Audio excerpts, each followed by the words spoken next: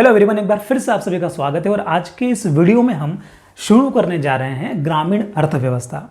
पटवारी की परीक्षा में एक विषय आता है जो कि 20 नंबर का आता है। उसका पूरा विषय का नाम है पंचायती राज एवं ग्रामीण अर्थव्यवस्था।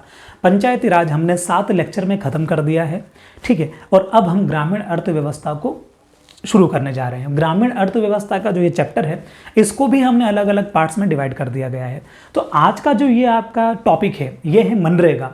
इस मनरेगा जो कि ग्रामीण अर्थव्यवस्था के अंतर्गत आता है, इस मनरेगा से 33 प्रश्न पिछली पटवारी परीक्षा में पूछे गए हैं।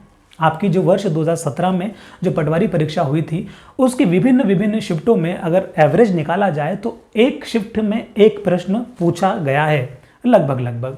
तो मनरेगा से कुल जो प्रश्न निकल के आए हैं वो हैं 33 प्रश्न। और इस डेटा पे हम लोग ये 33 प्रश्न कर लेंगे। ये 33 प्रश्न इस पीडीएफ में है। इस पीडीएफ में इस बार हमने एक नया चीज़ शामिल करी है, वो ये है कि इसमें बाइलिंगुअल क्वेश्चन रख दिए हैं। मतलब कि एक ही क्वेश्चन इसके अंदर इंग्लिश में भी अवेलेबल है, इसके अंदर हिंदी में भी वो क्वेश्चन है। तो जो इंग्लिश मीडियम से है उनको भी चीज़ें अच्छे से समझ में आएगी। और अब से जब कभी संभव हो पाएगा तो हम लोग ऐसा ही करेंगे कि बाइलिंगुअल चीज़ों को रखेंगे। इस पीडीएफ की लिंक इस वीडियो के फर्स्ट कमेंट में अवेलेबल है। उसके साथ ही इस वीडियो के डिस्क्रिप्शन से भी आप इस जो पीडीएफ है इसको डाउनलोड कर सकते हैं। उसके अलावा आप टेलीग्राम चैनल से भी जुड़ सकते हैं, जिसकी लिंक डिस्क्रिप्शन में है। इस वीडियो के फर्स्ट कमेंट में आपको मिल जाएगी। वहाँ से आप टेलीग्राम चैनल पर आकर भी इस पीडीएफ से जो डाउनलोड कर सकते हैं। साथ ही उसके ऊपर और भी चीज़ें अवेलेबल होती हैं, या कोई शॉर्ट इन्फॉर्मेशन होती है तो मैं वहाँ पे उसको अपडेट करता हूँ, तो वो चीज़ आपके लिए काफ़ी फ़ायदेमंद होगी। तो आप टेलीग्राम चैनल से भी जुड़ सकते हैं और आप 3 जगह से इसका जो है पीडीएफ डाउनलोड कर सकते हैं। इस पीडीएफ को क्या करना है कि पहले तो हमको ये सब कुछ समझना है, जो आज हम बोर्ड पे जो लिखा हुआ है इसको समझेंगे। इसको समझने के बाद हम लोग इन प्रश्नों को हल करेंगे।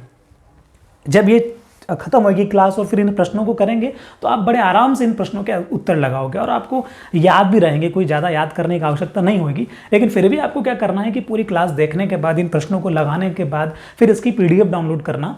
और उसके बाद आपकी जो भी रजिस्टर या कॉपी आपने बना रखी है, उस कॉपी में ये वाला डेटा प्लस ये क्वेश्चन होने चाहिए।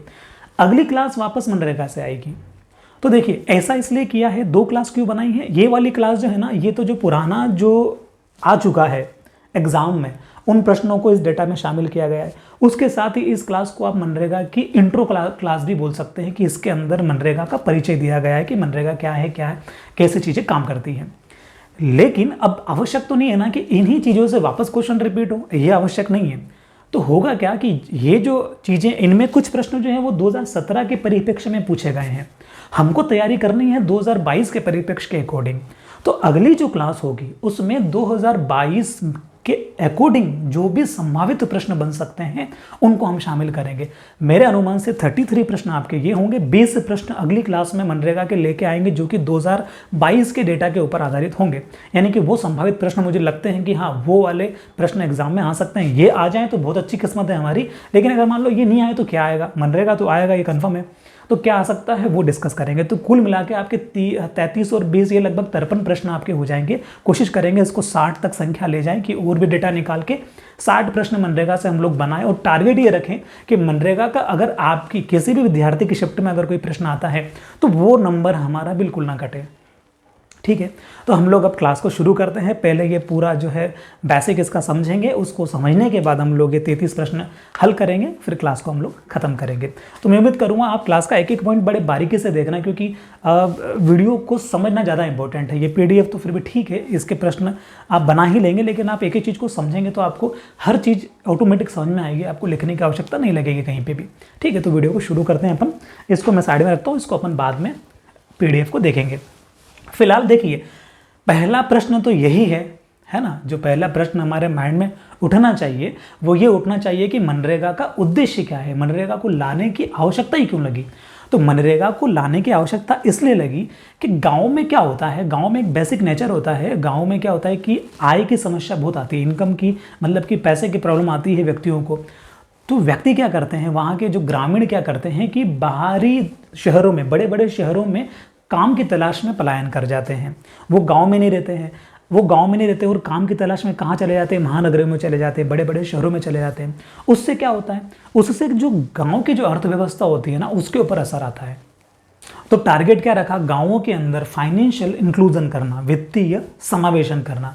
तो वित्तीय समावेशन के उद्देश्य से ये योजना चालू की गई है, शुरू की गई है, ताकि लोगों की इनकम में वृद्धि हो, लोगों की जो स्थिति है, जो रहन सहन है उनके, उसमें उनके स्तर में उनकी वृद्धि हो, गाँव का विकास हो। गाँव का विकास होगा तो देश का विकास होगा। इस प्रकार की मेंटालिटी रख के ये चीज़ जो है शुरू की गई है।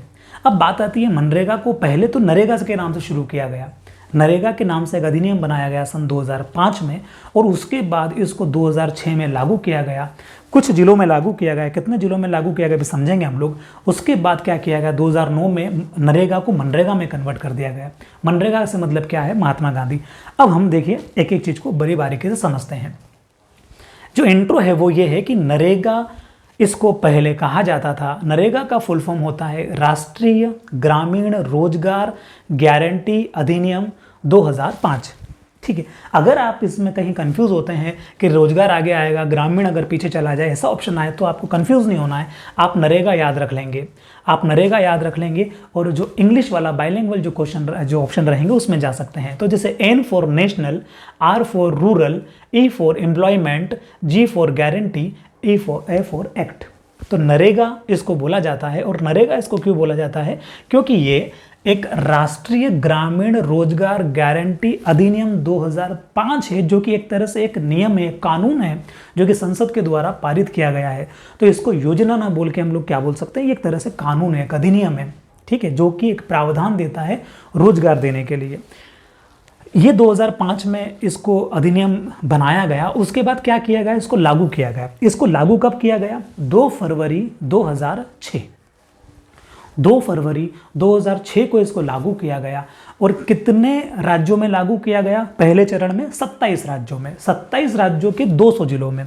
वर्ष 2006-07 में इसको जब लागू किया गया तो 27 राज्यों में इसको लागू किया गया और 200 जिलों में इसको लागू किया गया। इन 200 जिलों में ही एक जिला है अनंतपुर, जो कि आंध्र प्रदेश राज्य में आता है। राज्य आंध्र प्रदेश में आता है, उसका एक जिला है अनंतपुर। और वहाँ की एक ग्राम पंचायत है जिसको बंदलापल्ली, जिसको बंदलापल्ली कहा जाता है। उस बंदलापल्ली ग्राम पंचायत में इसको क्या किया गया है, इसको लागू किया गया है। तो उन 200 जिलों में एक जिला शामिल था। तो एग्जाम पॉइंट ऑफ व्यू से यदि ऐसा क्वेश्चन आता है कि कौन सी ग्राम पंचायत से मनरेगा लागू किया गया है, तो वो ग्राम पंचायत है बंदलापल्ली। कौन सा जिला है, अनंतपुर, और कौन सा प्रदेश है, कौन सा राज्य है, तो वो है आंध्र प्रदेश। कब लागू किया गया, 2 फरवरी 2006 को लागू किया गया। कितने जिलों में लागू किया गया, 200 जिलों में उस वक्त लागू किया गया था पहले चरण में। वर्ष 2006 और 7 की बात है, और 27 राज्य वो थे। ठीक है, जब इसको लागू किया गया पहली बार 2006 में, 2 फरवरी 2006 को, उस वक्त हमारे देश के जो प्रधानमंत्री थे वो थे श्री डॉक्टर मनमोहन सिंह, और राष्ट्रपति थे डॉक्टर APJ अब्दुल कलाम, और ग्रामीण विकास मंत्री जो थे उस वक्त के वो कौन थे, डॉक्टर रघुवंश प्रसाद सिंह। एक मुझे किस्सा याद आता है कि इस योजना को जब लागू किया जा रहा था तब ये श्रम विभाग को ये इसका काम दिया गया। यानी कि श्रम विभाग को ये बोला गया कि आप, क्योंकि ये रोजगार से संबंधित था, तो श्रम विभाग को इसको बोला गया कि आप इसको लागू करिए, अपने हिसाब से एक प्लानिंग बनाइए। कब, जब 2005-2006 की बात है। तब श्रम विभाग ने क्या किया कि 6-7 महीने 8 महीने इसके ऊपर काम किया, लेकिन उनसे वो चीज़ हो नहीं पाई। उसके बाद क्या हुआ, उसके बाद फिर वो चीज़ रिप्लेस करके श्रम विभाग से लेके ग्रामीण विकास मंत्रालय में दी गई। ग्रामीण विकास मंत्रालय में दी गई। तब के एक ये जो मंत्री थे, केंद्रीय मंत्री थे डॉक्टर रघुवंश प्रसाद सिंह, जो थे ग्रामीण विकास मंत्री, जो कि बिहार के पॉलिटिक्स में भी बहुत ज़्यादा इंपॉर्टेंट रोल उस टाइम इनने प्ले किया था। अब तो इनकी जो है डेथ हो चुकी है। तो इन मंत्री को भी बहुत क्रेडिट जाता है मनरेगा योजना को लॉन्च करने में या लागू करने में। ठीक है, तो ग्रामीण विकास मंत्रालय के अंतर्गत ये योजना जो है क्या करती है, काम करती है। इतनी बात हम समझें। उसके अलावा पूरे देश में अगर इसको लागू करने की बात आएगी तो वो दिनांक आपको याद रखनी है, 1 अप्रैल 2008। 2 फरवरी 2006 को हमारे देश में लागू तो हुई, लेकिन पूरे देश में लागू नहीं हुई। हमारे देश के 27 राज्यों के ओनली 200 जिलों में लागू हुई, और उन 200 जिलों में लागू हुई जिनको विशेष आवश्यकता थी इस योजना को लागू करने की। यानी कि उनकी जो इकोनॉमिकल जो कंडीशन थी वो सही नहीं थी, उन जिलों में इसको लागू किया गया था। तो पूरे देश की अगर बात आएगी कि पूरे ही देश में, क्योंकि योजना धीरे धीरे सफल होने लग गई, तो कोई चीज़ अगर धीरे धीरे सफल होने लग जाती है तो फिर उसको एक ब्रॉड लेवल पे लागू कर दिया जाता है। तो फिर पूरे देश में इसको कब लागू किया गया? 1 अप्रैल 2008। अब बात आती है कि नरेगा को मनरेगा में कब कन्वर्ट किया गया? तो नरेगा को मनरेगा में कन्वर्ट किया गया 2 अक्टूबर 2009 को। 2 अक्टूबर 2009 को नरेगा को मनरेगा बोलने लग गए। ऐसा क्यों? इसके अंदर महात्मा गांधी वर्ड जोड़ दिया गया। 2 अक्टूबर के दिन महात्मा गांधी जी की जयंती मनाई जाती है। तो हमारे देश में 2 अक्टूबर को महात्मा गांधी जयंती मनाई जाती है और इसी दिन इस नरेगा में क्या शब्द जोड़ा गया? महात्मा गांधी शब्द जोड़ा गया और नरेगा फिर क्या बन गया? एमजी यानी कि महात्मा गांधी। तो एमजी नरेगा ये पूरा नाम बन गया। कब की बात है? 2 अक्टूबर 2009 की बात है। तो अब इसका पूरा नाम क्या हो गया? इसका पूरा नाम हो गया है महात्मा गांधी राष्ट्रीय ग्रामीण रोजगार गारंटी अधिनियम। ये इसका पूरा नाम हो गया था। कब से?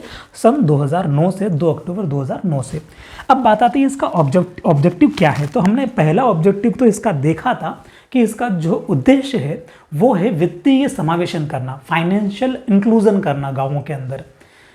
इसके अलावा दूसरा जो इसका जो मेन उद्देश्य है, जिसको प्राइमरी ऑब्जेक्टिव भी बोल सकते हैं हम लोग, वो है कि ग्रामीण क्षेत्रों में, गांव के अंदर अश्रम मजदूर, जो अश्रमिक जो मजदूर होते हैं यानी कि अनस्किल्ड जो आपका एम्प्लॉयमेंट होता है, उसमें कम से कम व्यक्तियों को, एक परिवार के व्यक्तियों को कम से कम 100 दिनों का रोजगार दिया जाए। देखिए, मांग आधारित कार्यक्रम है और ग्रामीण क्षेत्रों में एक वित्तीय वर्ष में प्रत्येक परिवार को अकुशल श्रम क्षेत्र में कम से कम 100 दिनों का रोजगार दिया जाए। आगे मैंने 150 लिखा, उसके बारे में बात करेंगे। कम से कम 100 दिनों का रोजगार देना है एक परिवार को।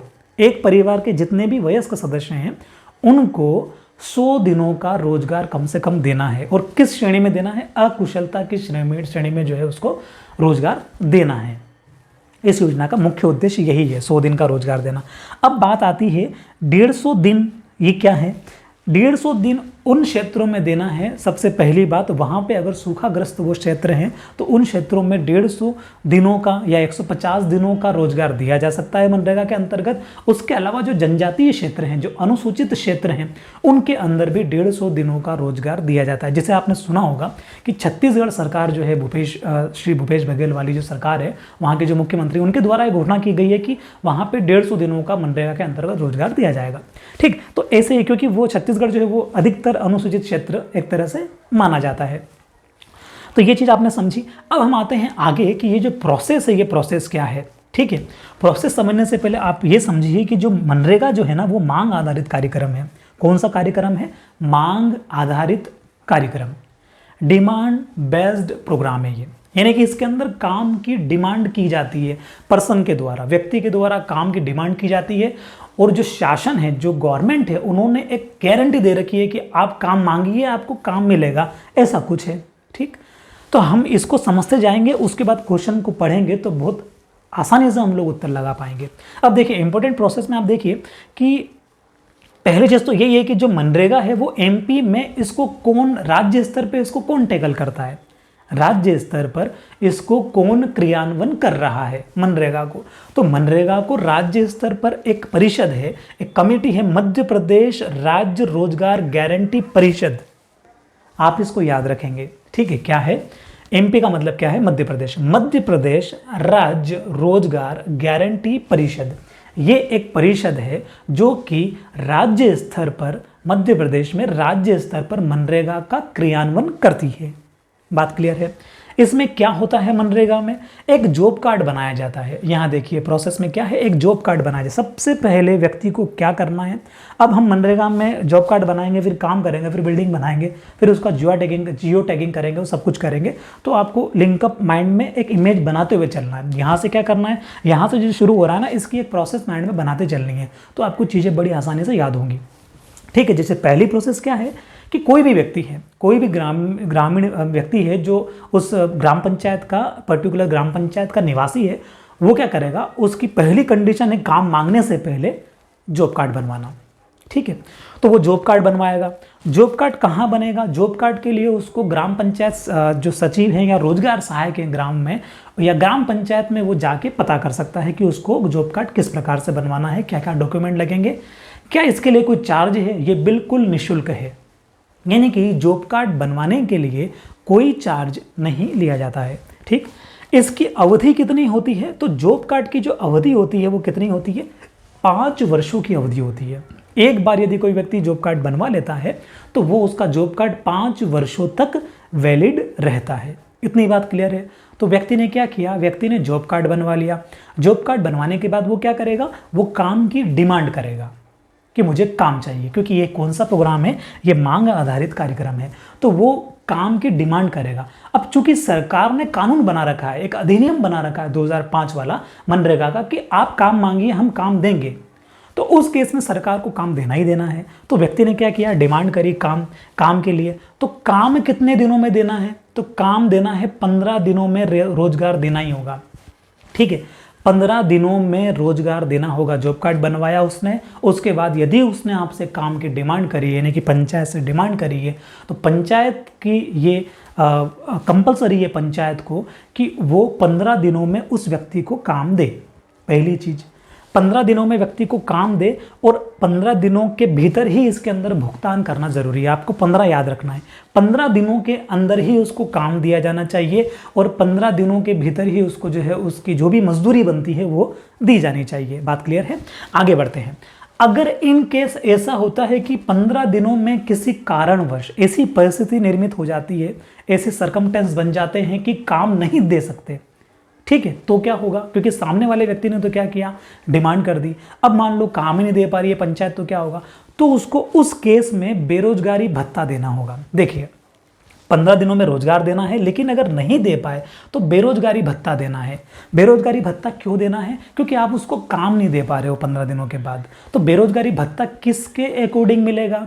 तो बेरोजगारी भत्ता जो मिलेगा वो पहले 30 दिन का जो मजदूरी दर है उसका 1/3।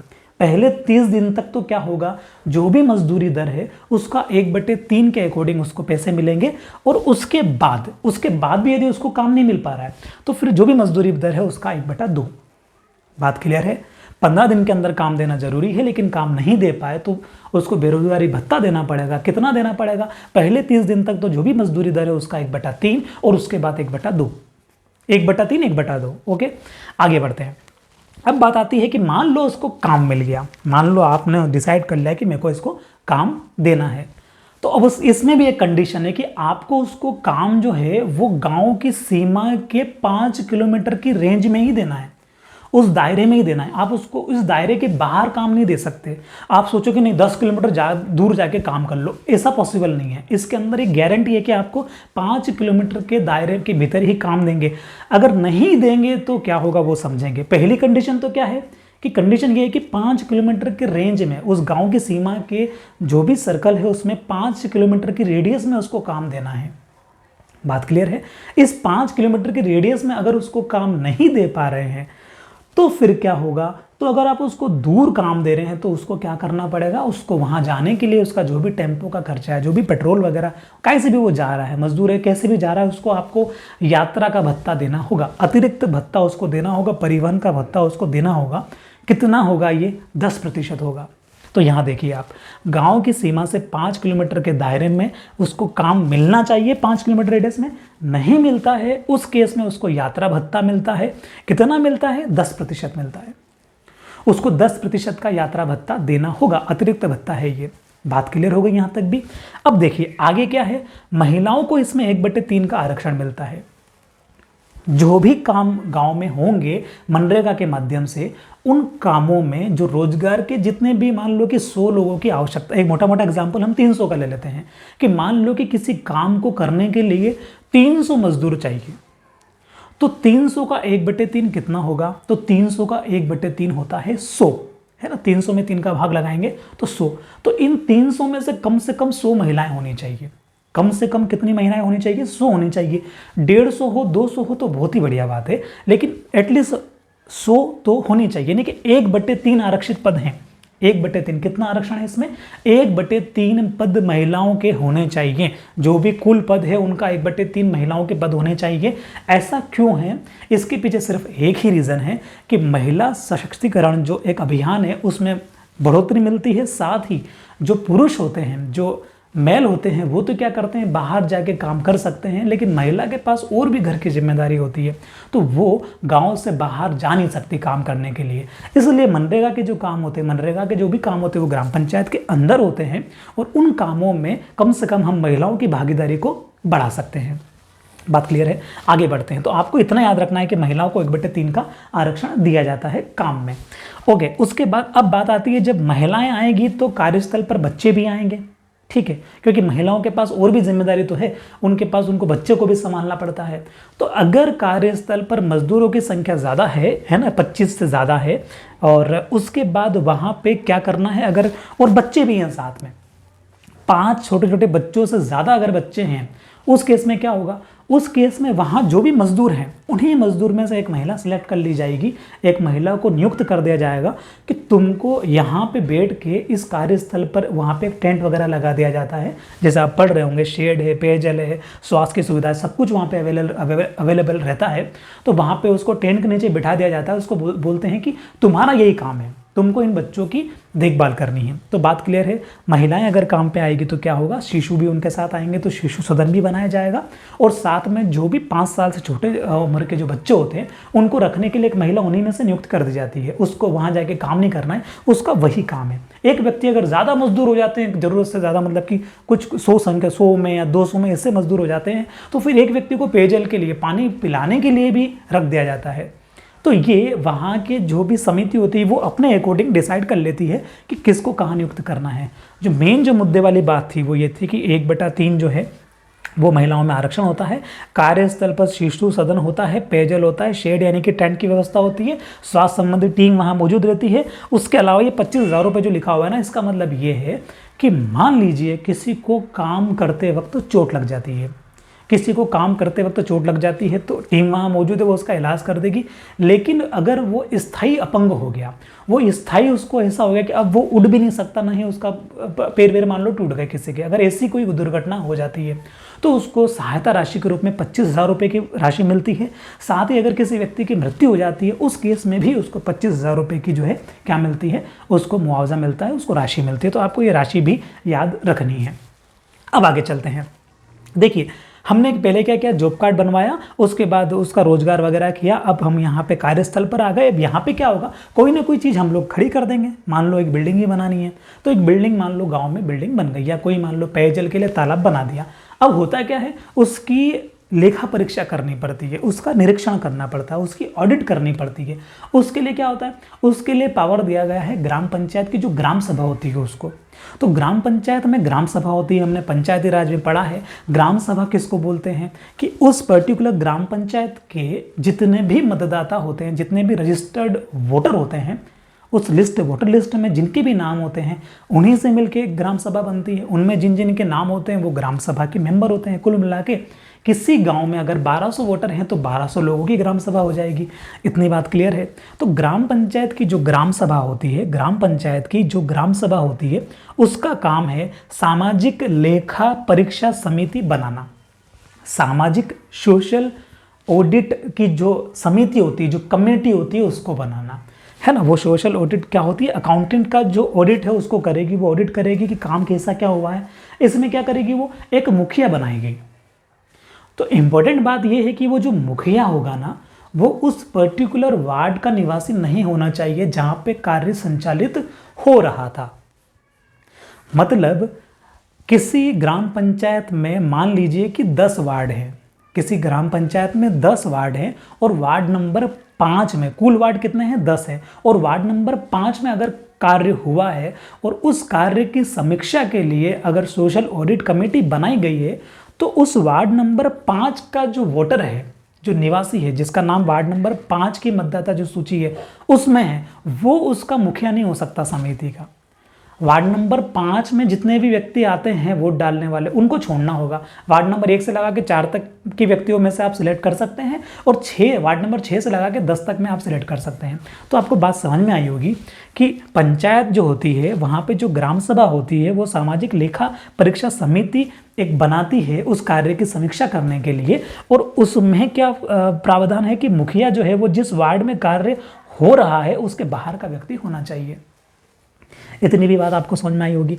आगे देखिए कि ये जो समिति होती है ना, ये जो सामाजिक लेखा परीक्षा समिति जो बनती है, हर 6 माह में कार्यों की समीक्षा करती है, ऑडिट करती है। ठीक है, प्रत्येक 6 माह में ये ऑडिट करती है। इसके अंदर एक जन सुनवाई के माध्यम से लोगों की बात सुनी जाती है।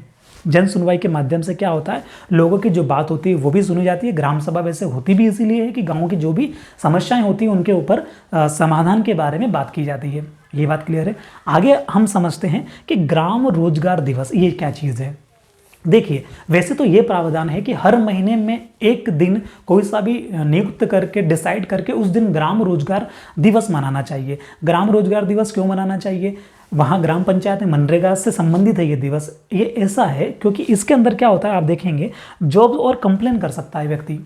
ठीक है, मतलब कि कहने का मतलब कि किसी व्यक्ति ने काम की डिमांड करी कि मुझे कार्य चाहिए, मुझे रोजगार चाहिए। अगर उसको रोजगार नहीं मिला तो वो कंप्लेन करेगा। कहाँ कंप्लेन करे, पहली बात। दूसरी बात, अगर उसको रोजगार नहीं मिला और बाद में उसको रोजगार मिला तो फिर आपको उसको क्या करना पड़ेगा। मान लो किसी व्यक्ति को 30 दिन के बाद रोजगार मिला तो उसको 30 दिनों का क्या करना पड़ेगा, बेरोजगारी भत्ता देना पड़ेगा। अगर नहीं दिया गया है तो वो शिकायत कहाँ करेगा। तो किसी भी प्रकार के शिकायत के निवारण दर्ज करने के लिए या जॉब्स मांगने के लिए ग्राम रोजगार दिवस जो है वो मनाया जाता है। अब ये जो डेटा है इसके ऊपर आधारित हम लोग अभी क्वेश्चन करेंगे। उससे पहले हम लोग एक बार रिपीट कर लेते हैं यहाँ से कि अभी क्या क्या चीज़ें घटी हैं, क्योंकि अभी इसके अलावा थोड़ी और चीज़ें शेष हैं जो कि मैं आपको यहाँ पे क्वेश्चन के साथ साथ समझाता जाऊँगा। ठीक है, तो आपके माइंड में आप क्या समझे कि जॉब्स कार्ड बनाना पड़ता है। जॉब कार्ड बनाने की अवधि कितनी होती है, 5 वर्ष की अवधि होती है। 5 वर्ष तक वो वैलिड रहता है। इसके लिए कोई चार्ज लगता है, इसके लिए कोई चार्ज नहीं लगता है। उसके बाद 15 दिनों के अगर आपने काम मांगा तो 15 दिनों के अंदर आपको काम मिलना चाहिए। और काम उसके बाद जब 15 दिनों के बाद आपका काम खत्म हो गया फिर 15 दिनों के अंदर अंदर आपको क्या करना चाहिए, भुगतान भी मिल जाना चाहिए। तो 15 दिनों की अवधि भुगतान करने की है और 15 दिनों की अवधि ही काम मिलने की है कि काम आज मांगा तो आज से 15 दिन के भीतर कभी भी काम मिलना चाहिए। नहीं काम मिलेगा तो बेरोजगारी भत्ता देना पड़ेगा। कैसे देना पड़ेगा, पहले 30 दिन का मजदूरी का दर का 1/3 और उसके बाद 1/2। गांव की सीमा के 5 किलोमीटर की रेंज में ही, रेडियस में ही आपको काम मिलना चाहिए। पहली कंडीशन तो यही बोलती है। लेकिन अगर ऐसा नहीं होता है तो उस केस में क्या होता है, यात्रा का भत्ता, अतिरिक्त भत्ता देना पड़ता है, जो कि कितना है, 10% है। महिलाओं को मनरेगा में 1/3 काम में 1/3 का आरक्षण है, यानी कि 1/3 पद होना चाहिए महिलाओं के। उसके अलावा कार्यस्थल पर महिलाएं मौजूद होती है तो उनके साथ शिशु वगैरह छोटे बच्चे भी आते हैं। तो शिशु सदन नाम की चीज़ होनी चाहिए, पेयजल होना चाहिए, शेड मतलब कि टेंट होना चाहिए, स्वास्थ्य विभाग की एक टीम होना चाहिए। उसके अलावा 5 से अधिक अगर बच्चे हैं, छोटे छोटे बच्चे हैं, अगर 5 से ज़्यादा बच्चे हैं तो फिर उनकी देखभाल के लिए उन्हीं व्यक्तियों में से, जो काम कर रही महिलाओं में से एक महिला को सिलेक्ट कर लिया जाता है जो कि उनकी देखभाल करेंगी वहाँ बैठ के, टेंट के नीचे बैठ के। ठीक है, उसके अलावा आप 25,000 देख रहे हैं, ये क्या चीज़ है, ये वो चीज़ है कि अगर काम करते करते किसी व्यक्ति को गंभीर चोट आ जाती है कि वो स्थायी अपंग हो जाता है या फिर उसकी मृत्यु हो जाती है तो उसको उस केस में गवर्नमेंट के मदद से 25,000 रुपये की राशि दी जाती है। साथ ही ग्राम पंचायत जो होती है गांव के अंदर, वो उसकी ग्राम सभा होती है, वो एक क्या करती है, एक सोशल ऑडिट कमेटी बनाती है जो कि क्या है, सामाजिक लेखा परीक्षा समिति है। उसका क्या काम है, उसका कार्यों की समीक्षा करने का काम है। तो जिस वार्ड में काम हुआ है उस वार्ड का मुखिया नहीं बनता है, उस वार्ड को छोड़ के अतिरिक्त जो भी वार्ड है उनमें से किसी भी वार्ड में से एक व्यक्ति को मुखिया बनाया जा सकता है। ये हर 6 माह में होता है और इसमें जनसुनवाई भी की जाती है जिसमें गाँव की आने वाली समस्याओं के बारे में बात की जाती है और कहाँ निर्माण कार्य कराए जा सकते हैं उसके बारे में बातचीत की जाती है। उसके अलावा ग्राम रोजगार दिवस क्या है, ग्राम रोजगार दिवस एक दिवस मनाया जाता है जो कि वैसे तो महीने में एक बार बनाया जाना चाहिए। इसके अंदर क्या होता है, इसके अंदर रोजगार की मांग की जाती है, यानी कि जॉब्स की डिमांड की जाती है। उसके अलावा किसी प्रकार की अगर आपको शिकायत दर्ज करना है तो आप वहाँ कर सकते हैं। अब हम लोग शुरू करते हैं वो क्वेश्चन जो कि इस डेटा के ऊपर आधारित आपको मिलेंगे। ठीक है, पहला प्रश्न आपको इसमें दिखेगा, बाइलिंगुअल क्वेश्चन है, तो इंग्लिश वाले इंग्लिश में पढ़ लेंगे, हिंदी वाले हिंदी में पढ़ लेंगे। अब देखिए पहला प्रश्न है कि निम्नलिखित में से किस परिस्थिति में मनरेगा के अंतर्गत 10% अतिरिक्त पारिश्रमिक दिया जाता है। In which of the following circumstances in additional 10% of the wages given to workers under MNREGA. ठीक है, तो 10% का अतिरिक्त भत्ता कब दिया जाता है, तो हमको पता है कि जब 5 किलोमीटर की दायरे से ज़्यादा अगर उसको काम करने के लिए जाना पड़ता है दूर, तब उसको भत्ता दिया जाता है। तो इसका उत्तर लग जाएगा ऑप्शन नंबर 2, जब निवास से 5 किलोमीटर दूर काम करता है। और इसका जो ये प्रश्न जो पूछा गया था 9 दिसंबर 2017 शिफ्ट 2 में ये प्रश्न पूछा गया था। ठीक है, आगे हम समझेंगे कि मनरेगा के अंतर्गत महिलाओं के लिए कितने प्रतिशत कार्य आरक्षित होते हैं? तो उनके लिए 1/3 कार्य आरक्षित होते हैं। ठीक, उसके बाद आप समझेंगे ये प्रश्न पूछा था 10 दिसंबर 2017 शिफ्ट 1 में। ठीक है, ये भी हमने यहाँ पढ़ा था, 1/3 आरक्षण है। अब आगे प्रश्न देखिए आप कि मनरेगा के तहत यदि काम 15 दिनों के भीतर उपलब्ध नहीं कराया जाता है तो आवेदक किस दर पर बेरोजगारी भत्ते के हकदार हैं? तो इसमें ऑप्शन अगर हम पढ़ेंगे तो आप देखेंगे कि जो चौथे नंबर का जो ऑप्शन है कि पहले 30 दिनों के मजदूरी दर का 1/3 और उसके बाद 1/2 ये नियम है। तो ये इसका चौथा वाला जो उत्तर है ये इसका सही लग जाएगा, जिसको आपको याद रखना है इस वाले को। आगे देखिए, मनरेगा के अंतर्गत जॉब कार्ड की वैधता कितनी है, इसकी वैलिडिटी कितनी है? तो इसकी वैलिडिटी कितनी है? 5 वर्ष हमने पढ़ी है कि मनरेगा का कार्ड अगर एक बार बन जाता है तो वो 5 वर्ष तक रहता है। तो ये वाला जो प्रश्न आपका पूछा है 5 वर्ष की वैधता वाला, ये 11 दिसंबर 2017 शिफ्ट 1 में प्रश्न पूछा था। उसके बाद देखिए मनरेगा को कब से अधिनियमित किया गया? तो अधिनियमित कब से किया गया? 2005 में। तो इसका उत्तर लग जाएगा 2005, जो कि 12 दिसंबर शिफ्ट 1 में यह प्रश्न पूछा गया था। आगे देखिए, अगला प्रश्न है निम्नलिखित में से कौन मनरेगा के प्राथमिक उद्देश्यों में से एक है? वैसे तो आप ऑप्शन पढ़ेंगे ना तो भवन बांध बनाना, सार्वजनिक स्थानों की सफाई करना, कुशल इंजीनियरों को रोजगार देना, ये सारे तो उसकी प्राथमिकता मतलब उसके काम है। लेकिन जो प्राइमरी, जो मेन फोकस, जो मेन ऑब्जेक्टिव है, जो मेन उद्देश्य है वो तो यही है कि 100 दिनों का रोजगार प्रदान करना, अकुशल मजदूरों को गारंटीकृत मजदूर रोजगार प्रदान करके पुरानी गरीबी का परिचयन करना। यहाँ देखिए अकुशल श्रमिक जो हैं, है ना, जो अनस्किल्ड, जो रोजगार चाहने वाले जो व्यक्ति हैं उनको रोजगार प्रोवाइड करवाना ही मनरेगा की प्राइमरी ऑब्जेक्टिव है। तो ये आपका प्रश्न पूछा गया था 12 दिसंबर 2017 शिफ्ट 2 में। आगे देखिए, अगला प्रश्न है मनरेगा के अंतर्गत पंचायतों में आयोजित किए जाने वाले ग्राम रोजगार दिवस का क्या उद्देश्य है? ग्राम रोजगार दिवस जो ये मनाया जाता है ये क्यों मनाया जाता है? तो ये ग्राम रोजगार दिवस आप ऑप्शन जब पढ़ते जाएंगे ना तो आप देखेंगे कि जो चौथा ऑप्शन दिख रहा है, नौकरी की मांग और शिकायत निवारण दर्ज करना, इसी के लिए तो ग्राम रोजगार दिवस मनाया जाएगा। 12 दिसंबर 2017 शिफ्ट 2 में यह प्रश्न पूछा गया था। आगे देखेंगे, सामाजिक लेखा टीम का प्रमुख किसे होना चाहिए? मतलब कि जो सोशल ऑडिट टीम का जो मुखिया है उसे किसको होना चाहिए? तो जिस वार्ड में कार्य संचालित होता है उसके बाहर का व्यक्ति। ऑप्शन नंबर फर्स्ट इसका करेक्ट आंसर है और ये पूछा गया था 10 जनवरी 2018 को। अब देखिए अगला प्रश्न है, मनरेगा के तहत मजदूरी का भुगतान डेश डेश दिनों के भीतर किया जाता है। कितने दिनों के भीतर किया जाता है? तो जो प्रावधान है उसके अनुसार तो 15 दिनों के भीतर भुगतान हो जाना चाहिए। तो इसका उत्तर क्या लग जाएगा? 15 दिन।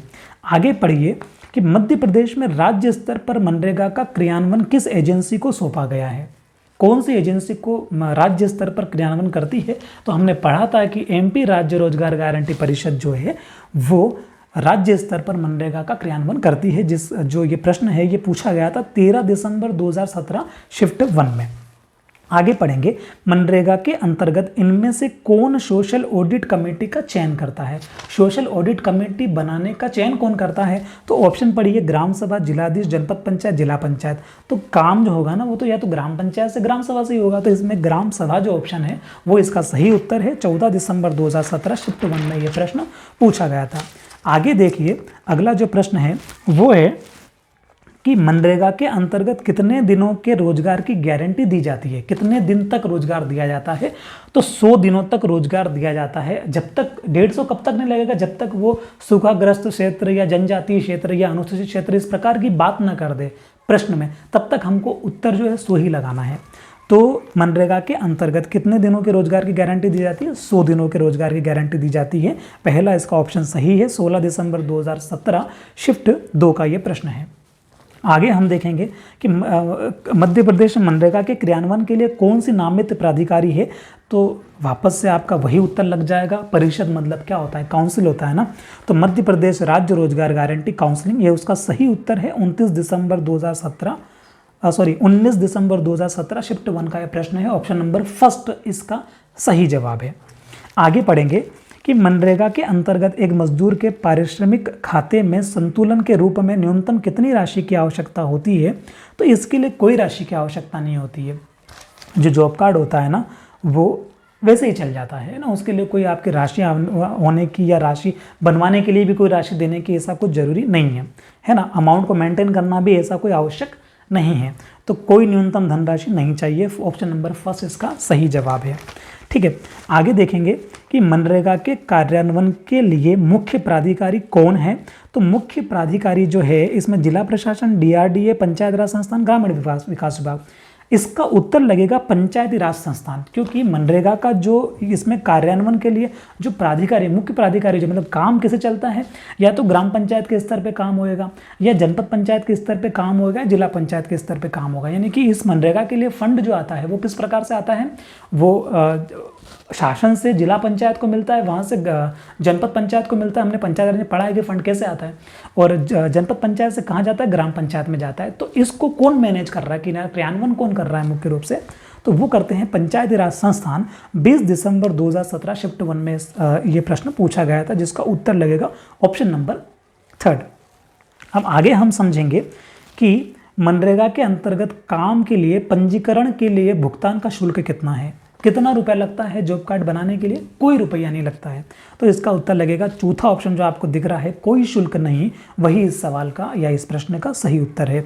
22 दिसंबर 2017 शिफ्ट 1 में ये प्रश्न पूछा गया था। आगे आप देखेंगे कि मनरेगा क्या है। ऑप्शन के अनुसार हम देखेंगे तो मनरेगा यह संसद द्वारा पारित एक अधिनियम है, ये इसका एग्जैक्ट उत्तर है। क्या राज्य सरकार का आदेश है? आदेश नहीं है। क्या केंद्र सरकार का आदेश है? ऐसा भी नहीं है। यह एक दिशा निर्देश है? ऐसा भी नहीं है। उसके अंदर तो गाइडलाइन तो होती है, लेकिन ये मनरेगा क्या है? तो मनरेगा इन 4 ऑप्शन में से जो इसका उत्तर लगेगा वो लगेगा यह संसद द्वारा पारित एक अधिनियम है। 22 दिसंबर 2017 शिफ्ट 2 को यह प्रश्न पूछा गया था।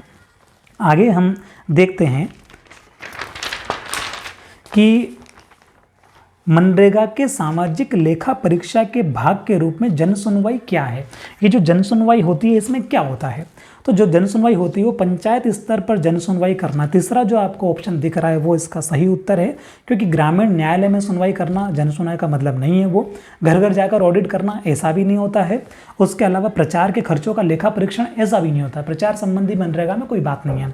तो पंचायत स्तर पर जन सुनवाई करना, पंचायत के जो कार्य हैं उनके स्तर पर जन सुनवाई करना, इसका सही उत्तर लगेगा तीसरा। 24 दिसंबर 2017 शिफ्ट 1 में ये प्रश्न पूछा गया था। आगे देखेंगे हम लोग कि मनरेगा के अंतर्गत सामाजिक लेखा परीक्षा समिति का चयन कौन करता है। तो समिति का चयन ग्राम सभा करती है। ग्राम पंचायत नाम की कोई बॉडी नहीं होती है। ग्राम पंचायत एक संस्था होती है, संस्थान होता है जिसमें ग्राम सभा होती है, जिसके अंदर लोग बैठे रहते हैं और वो सिलेक्ट करते हैं कि ये समिति होगी। बात क्लियर आ रही? दोनों ऑप्शन में फर्क नजर आ रहा है आपको? क्योंकि ग्राम पंचायत क्यों नहीं हुआ? क्योंकि ग्राम पंचायत एक संस्थान है। ग्राम सभा क्या है? ग्राम सभा लोगों से मिली हुई एक सभा है जो कि ये क्या करती है, डिसाइड करती है कि कौन जो है वो सामाजिक लेखा परीक्षा समिति होंगी। तो ग्राम सभा इसका सही उत्तर लगेगा। 26 दिसंबर 2017 शिफ्ट 2 में ये प्रश्न पूछा गया था। आगे देखिए, मनरेगा के तहत कौन सी कार्यान्वयन एजेंसी ग्रामीण स्तर पर है। ग्रामीण स्तर पर कौन सी एजेंसी काम करती है? तो ग्राम पंचायत करती है। ठीक है, उसके मध्यम वर्गीय लेवल पे जनपद पंचायत करती है और जिला स्तर पर जिला पंचायत करती है। ठीक है, इस प्रकार से ग्रामीण स्तर की पूछा है तो ग्राम पंचायत इसका सही उत्तर लगेगा। 27 दिसंबर 2017 शिफ्ट 1 का ये प्रश्न है। आगे देखेंगे, मनरेगा के अंतर्गत एक वित्तीय वर्ष में कितने दिन का गारंटीकृत रोजगार प्रदान किया जाएगा? 100 दिनों का प्रदान किया जाएगा। क्वेश्चन रिपीट हुआ है। 28 दिसंबर 2017 शिफ्ट 1 का ये प्रश्न है। उसके अलावा देखिए, न्यूनतम मनरेगा के तहत सोशल ऑडिट को कैसे निर्धारित किया जाता है? तो इसका उत्तर लगेगा आपका कितना माह? 6 माह, जो कि आपका हर 6 महीने में। तीसरा नंबर का जो आपको ऑप्शन दिख रहा है प्रत्येक 6 माह, ये इसका सही जवाब है। 29 दिसंबर 2017 शिफ्ट 1 का ये प्रश्न है। अब आगे देखेंगे अगला क्वेश्चन, मनरेगा का उद्देश्य क्या है?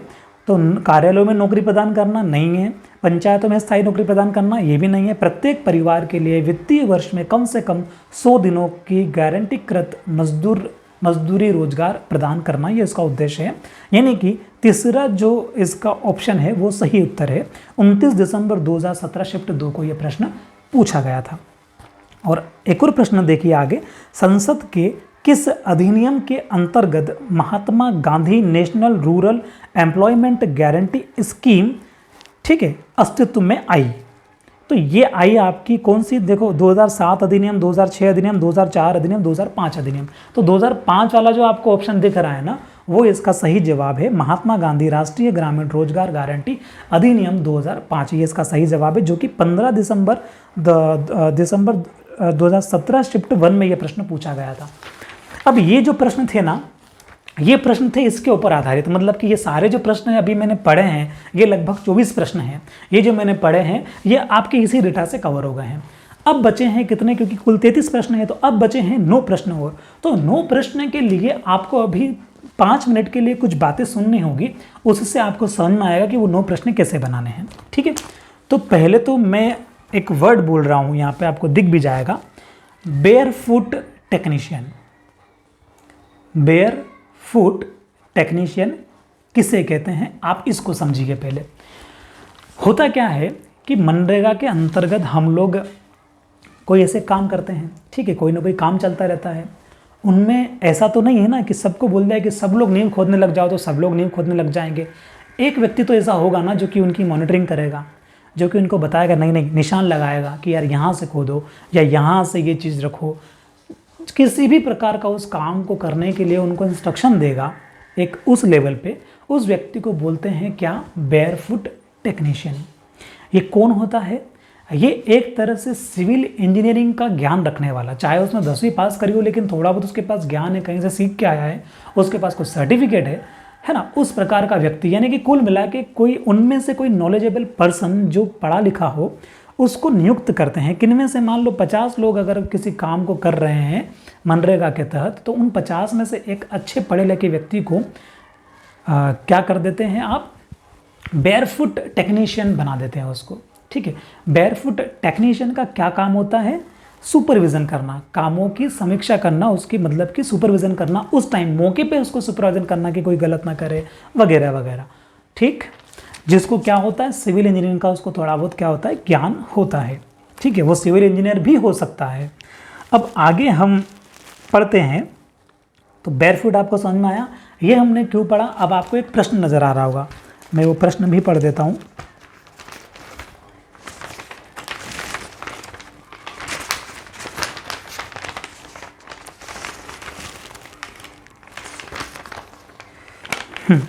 बेयरफुट टेक्नीशियन, मनरेगा के अंतर्गत बेयरफुट टेक्नीशियन वह व्यक्ति है जो, अब 4 ऑप्शन दिए गए हैं, आप पढ़ रहे होंगे कि इसका जो सही जवाब है उसी पे आ जाते हैं डायरेक्ट। तीसरा जो ऑप्शन है वो इसका सही जवाब है कि सिविल इंजीनियरिंग अवधारणाओं में प्रशिक्षित है और इस योजना के तहत कार्य के नियोजन और पर्यवेक्षण में शामिल है। यानी कि वो कामों की प्लानिंग भी करता है कि कहाँ से क्या चीज़ होनी चाहिए और उसकी सुपरविज़न भी करता है। ठीक है, तो तीसरा है बेयरफुट का मतलब, तीसरा ऑप्शन सही लगेगा, जो कि इसका सही उत्तर है। 26 दिसंबर 2017 शिफ्ट 1 में प्रश्न पूछा गया। बेयरफुट से हम क्या समझे कि जो भी लोग रोजगार कर रहे हैं ना, उसमें से किसी एक को बेयरफुट टेक्नीशियन बना दिया जाता है। ठीक है, आगे हम देखते हैं, जो पढ़ना है हमको एक और क्या चीज़, पेमेंट से संबंधित। जैसे कि ये लोग रोजगार करते हैं, है ना, इसमें लोगों को रोजगार मिलता है मनरेगा के तहत, तो जब वो काम करेंगे तो उनको मजदूरी भी मिलेगी। तो मध्य प्रदेश में हाल फिलहाल में 203 रुपये की मजदूरी मिलती है। ठीक है, 203 रुपये की मजदूरी मिलती है। तो अब जो क्या हो गया है कि इस मजदूरी को, मनरेगा के तहत मिलने वाली मजदूरी को consumer price index for agriculture labour से लिंक कर दिया गया है। हमारी महंगाई नापने की एक इकाई होती है कंज्यूमर प्राइस इंडेक्स, जिसको बोलते हैं, आपने नाम सुना होगा, है ना, उपभोक्ता मूल्य सूचकांक जिसको हम बोलते हैं कंज्यूमर प्राइस इंडेक्स।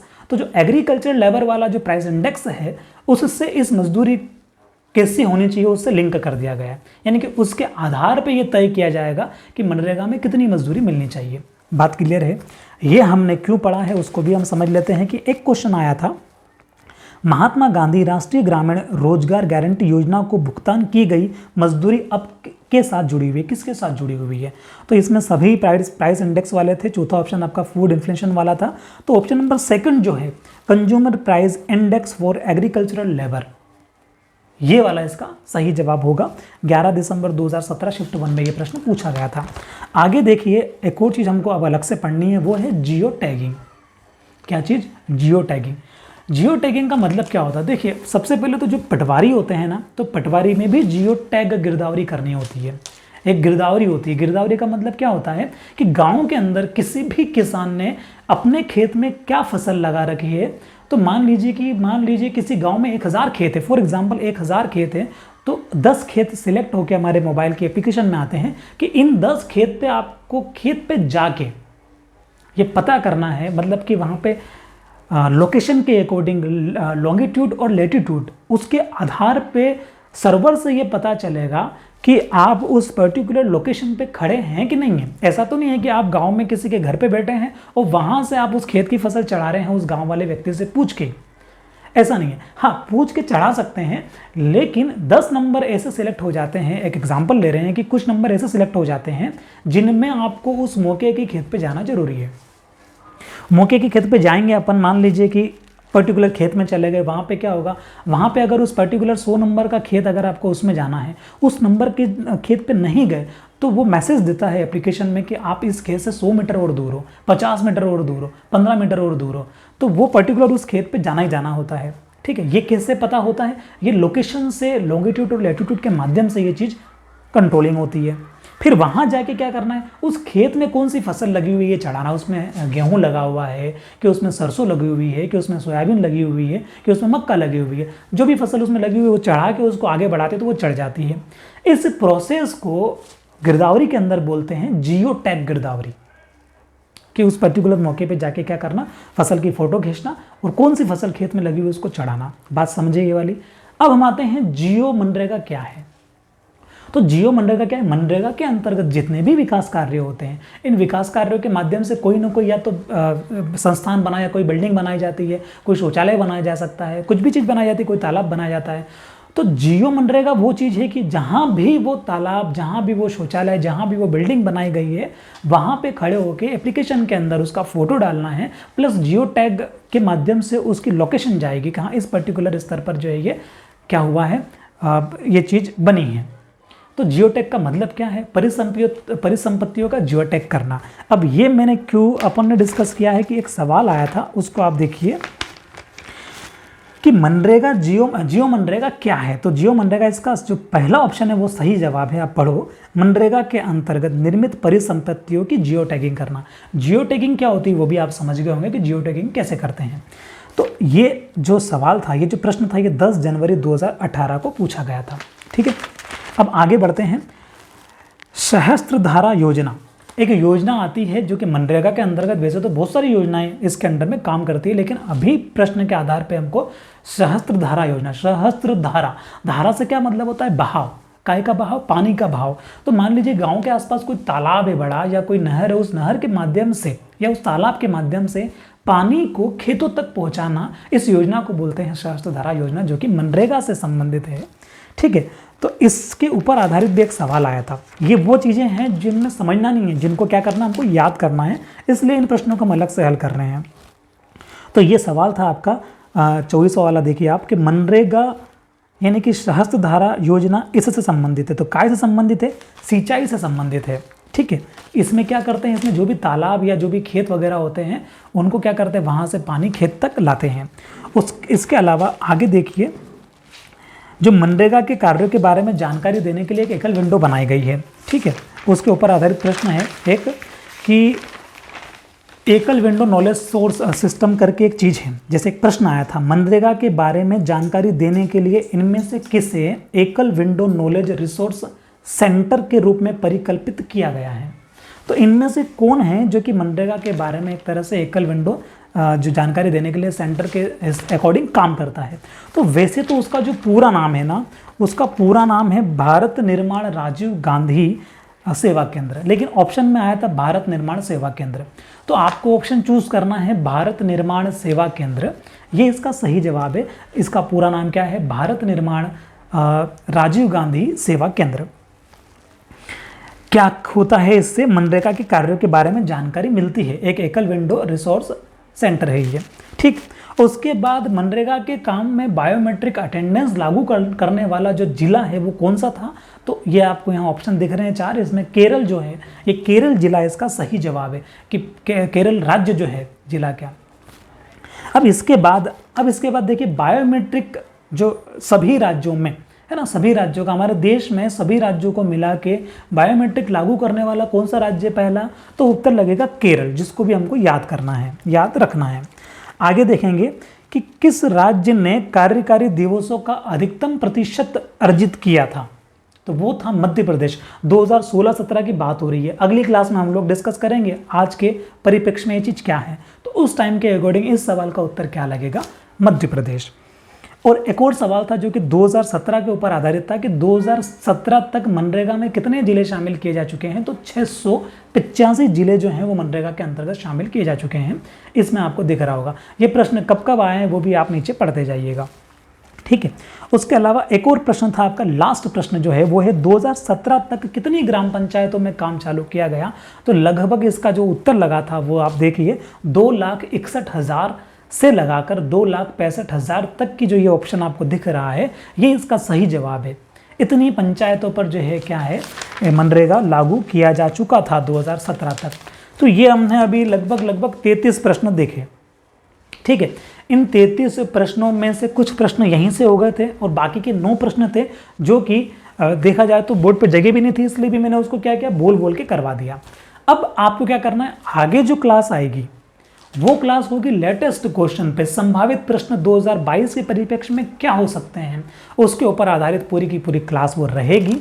तो आपको बड़े ध्यान से, जब वो क्लास आएगी 2 दिन बाद आएगी, जब वो रीजनिंग की क्लास आएगी उसके बाद वो क्लास आ जाएगी, यानी कि रीजनिंग का पार्ट 1 हम कर लेंगे, उसके बाद हम लोग क्या करेंगे, जो मनरेगा ग्रामीण अर्थव्यवस्था की जो सेकंड क्लास है उसको लेके आ जाएंगे। तो आपके पास अभी 3 दिन है, आपको 3 दिन में क्या करना है, आपको 3 दिन में ये सारा डेटा अपनी कॉपी में उतारना है और ये प्रश्न भी आपको रटे रटाए हो जाने चाहिए अब, क्योंकि आपने पूरा डिटेल समझ ही ली है, तो अब आपको याद करने की आवश्यकता नहीं है। बैरफुट टेक्नीशियन क्या होता है, जियो मनरेगा क्या होता है, ये चीज़ें आपको पता होनी चाहिए। जैसे मैं एक बार पढ़ दूँ कि बैरफुट टेक्नीशियन क्या होता है, तो आप समझे होंगे, सिविल इंजीनियर वाला कुछ ऑप्शन है, उसके बाद प्राइस इंडेक्स वाला, उसके बाद जियो मनरेगा, उसके बाद सहस्त्र धारा योजना, और कौन सी योजना है वो हम आगे आने वाली क्लास में पढ़ेंगे। इस प्रकार के बहुत सारे जो हैं इसमें डेटा अभी बचे हुए हैं, जो कि लेटेस्ट जो आने वाले एग्जाम है उसमें कौन कौन से प्रश्न आ सकते हैं वो हम करेंगे, ठीक है। उम्मीद करता हूँ आपको क्लास पसंद आई होगी। मिलेंगे अगले वीडियो में, तब तक के लिए थैंक यू सो मच।